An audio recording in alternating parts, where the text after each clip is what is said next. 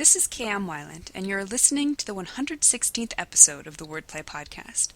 This week, my edits have led me to spend more time with my bad guy. I've been digging into his past, exploring his motivations, and discovering what makes him tick. It's so easy to throw a malevolent personality onto the page, make him do all sorts of dastardly deeds, and never dig any deeper. But if our antagonists are going to be fitting opponents for our protagonists, authors have to know them just as intimately as they know their heroes. And if we're to write convincingly from their points of view, we also have to be able to put ourselves in our villain's shoes and understand what motivates them to do what they do. My digging has already yielded some tasty tidbits about my bad guy's inner workings, and my story is already the better for it.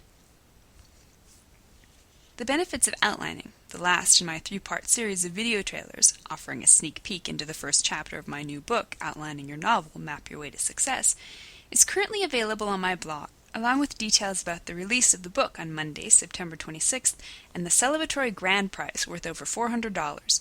You can watch the video on my blog at wordplay-kmweiland, that's weiland.blogspot.com. Be sure to stop by to enter the big drawing. Meanwhile, enjoy this week's podcast. What elements make a good book? What makes a good book? Everyone has his own take. Some readers like action. Some prefer romance. Some like a little of both. The one thing all readers share is their strong opinions about what makes a book resonate with them. As authors, these are opinions we can't afford to ignore.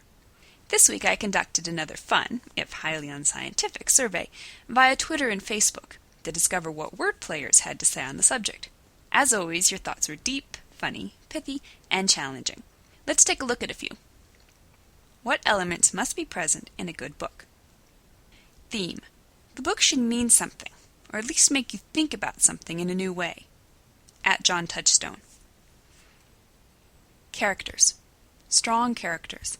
I loathe reading cardboard characters. At Mary Adkins. Good characters we care about. They can make the most tired or ridiculous plot seem fresh and absorbing. At Broken Voice.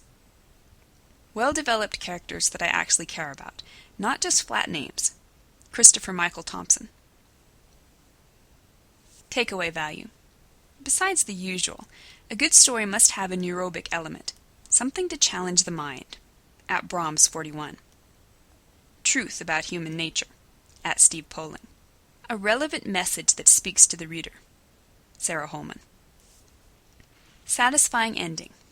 A happy ending. Sage Dalby. A happy ending isn't as important as a satisfying ending. You can make me cry, but make me glad I read to the end.